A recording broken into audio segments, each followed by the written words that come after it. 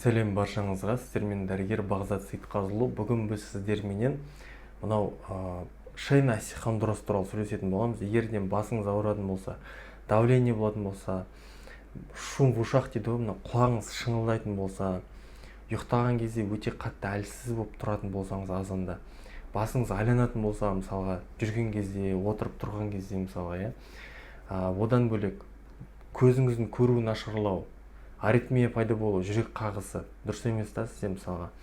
Даже сахарный диабет второго типаның өзін именно осы шейна осьхондроз шақыруы мүмкін екен. Қазір мен сіздерге барлығын схематично түсіндіріп беремін да, даскада қалай болатын, не болатын.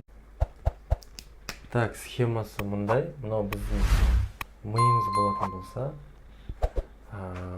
мына жерде бізде мидың өзін салайын. Мынау черепіміз мысалға. Мынау соның ішіндегі миымыз, мысалы екіге бөліктен тұрады. Ортасынан бізде спинной мозг кетеді. Осылай спинной мозг кетеді. Кейін мынау біздің шейный позвоноктарымыз. Бір позвонок.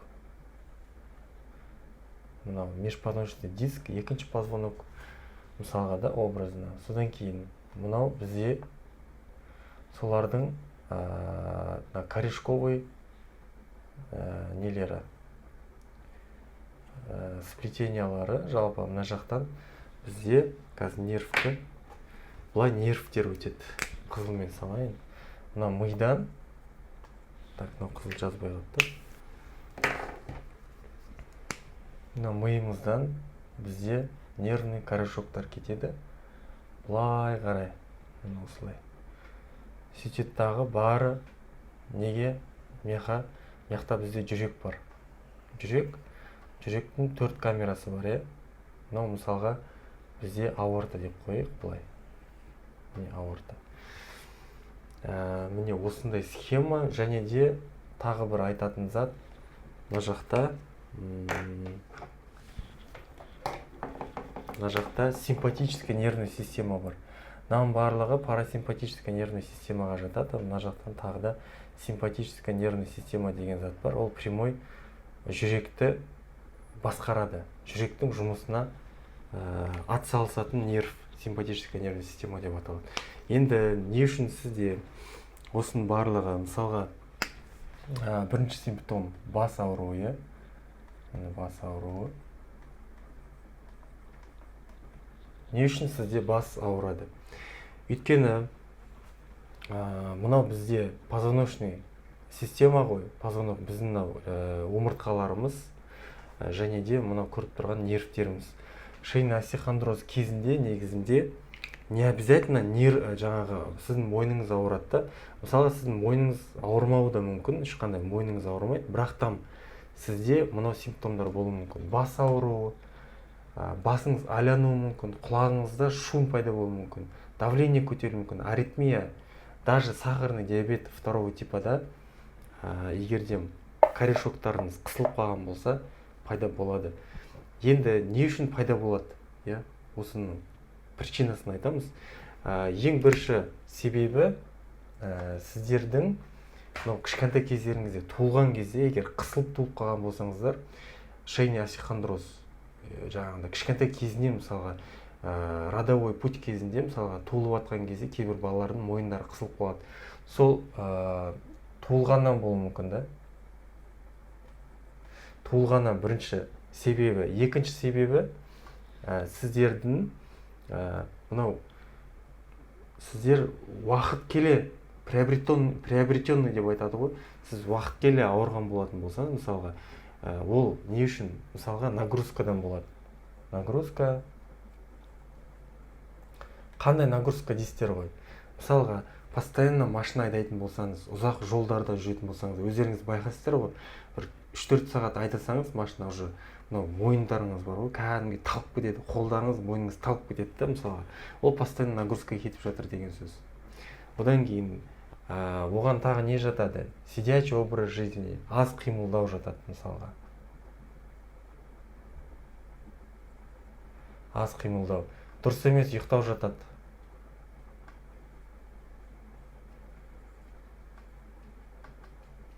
Дұрыс емес ұйқы. Не үшін дұрыс емес ұйқы болады адамдарда? Адамдар не үшін дұрыс емес ұйықтайды? Дұрыс емес позада ұйықтайды. Мысалға, кейбір адамдар ішімен жатып алады түнде ұйықтаған кезде, басқаша ұйықтай алмайды да. Немесе кейбірлер қолдарын бүйтіп қойып алады да, қолдарының үстінде ұйықтайтын адамдар бар. Неше түрлі дұрыс емес. Жалпы ұйықтайтын болсаңыздар түнде, ол сіздердің мынау уақыт келе нервный корешоктарыңызды қысып тастайды. Үшінші жағдай гипотониядан. Гипотония мышц деген зат бар. Мынау, то есть сіздердің бұлшық еттеріңіз, мойын бұлшық еттері өте әлсіз болғаннан, және де қолдың бұлшық еттері өте әлсіз болғаннан шейный остеохондроз пайда болады. Ол мысалға не ол, мысалы гипотония деген, ол дегеніміз мысалға ешқандай упражнение, жаттығу жасамайтын болсаңыз, сіз постоянно жұмыстасыз, отырасыз, азаннан кешке дейін отырып жұмыс жасайсыз, компьютердің алдында отырасыз, обязательно мынау шейный остеохондрозбен проблемдер пайда болады. Одан кейінгі не үшін пайда болатын симптомы, ол ауыр жұмыс жасау. Кейбір адамдар көп ауыр көтере береді да, мысалға қатты көп ауыр көтереді, немесе ауыр көтермей жүреді, бір күн бір ауыр заттарды бір көтереді, мысалға переезжать етеді ғой басқа жақтарға, мысалға басқа қалаға көшеді, ар жаққа мына жаққа барған кезде мысалға қатты ауыр көтеріп болғаннан да бізде мынау неміз қысылып қалуы мүмкін, мойнымыз, мысалға мойын жалпы позвоночникқа нагрузка түседі өте қатты. Жалпы осындай система бізде. Мынаяқтан былай қарай біздің қолдарымызда, мысалға қолымызға кететін нервтерді сызып қойдым. Жалпы қараңыз, сол кезде сізде мысалға бас ауыру болатын болса, шум дейді ғой, шум в ушах, жаңағыдай құлағыңыз шыңылдайтын болса, басыңыз айланатын болса, бас айналу. Төртінші симптом бізде давленияның көтерілуі. Бесіншісі аритмия.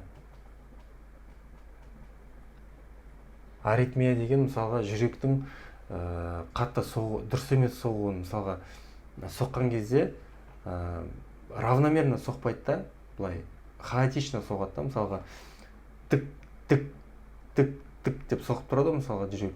Сіздікінде аритмия кезде қалай соғады? Ол мысалға тік тік тік тік тік тік тік тік тік тік деген сияқты басқаша ритммен соғады да, вообще соны аритмия деп айтады. Оның алтыншысы мысалға сахарный диабет второго типа. Мынау сахарный диабет второго типа қаяқтан шықты? Ол мынау неге қандай қатысы бар дейтін болсаңыздар, мысалға жаңағы шейный остеохондрозға. Өйткені шейный остеохондроз кезінде мынау біздің миға регуляция бұзылады. Өйткені бүткіл біздің жұмысымыз, жалпы адам ағзасының функциясы мимен связаны да, мимен және нервпен. Нервтен миға, мидан нервқа ары бері жүреді да, нейрондардың барлығын қимылдары, импульстардың бәрі осылай ары бері жүру керек. Егер мына жер қысылатын болса, импульстар азайып қалады, дұрыс емес, регуляция бұзылады, одан жүрек жұмысы бұзылады. Мына жақ қысылып қалғаннан кейін, мойын жақ қысылғаннан кейін, мынау симпатический нервный системада қысылғаннан кейін, мына жақта жүректің жұмысы, мысалға сол себепті давление бұзылады, аритмия пайда болады да, мысалға давление көтеріліп кетеді, врачтар таппайды да, мысалға не үшін? Простой банально осы шейный остеохондроздан болуы мүмкін да, мысалға сіздің давлениеңіздің көтерілуі. Мынау сахарға келетін болсақ, тура сол секілді нервный корешоктар қысылады. Мына мышцаларға питание беру үшін, мысалға мышцаларына қолдарыңыз болатын болса, қолдың мышцаларының жаңағы питаниясы аз болып қалғаннан кейін, бұл импульс ретінде көбірек глюкозаны шақырады да, ағзаға глюкоза, миға регуляция береді, глюкоза жетіспей жатыр деп. Өйткені ткандарға жетіспей жатыр да, өйткені қысылып қалған мына жақ, питательный зат жетіспейді. Содан не істейді? Ми регуляция ретінде сахарды көтеріп тастайды. Сөйтті да өзінен өзі ниоткуда сахарный диабет пайда бола келеді деген сияқты. Жалпы осы схема. Енді көріп отқандарыңыздай, мысалға простой шейный остеохондроздың өзінен қалай, мысалға сізде бар жоғын білгіңіз келетін болса, не обязательно сіздің мойныңыз ауыруы мүмкін да, шейный остеохондроз кезде ауырмауы да мүмкін. Бірақ та көбінесе шейный остеохондрозды қалай біз анықтаймыз? Ол мынау симптомдарға қарай. Бас ауыру болады, бас ауыру, құлағыңыз шыңылдау мүмкін, немесе басыңыз айланады, давление пайда болады, аритмия, жүрегіңіз соғуы деген сияқты. Жалпы осы симптомдарға қарай ориентир ұстасаңыздар болады.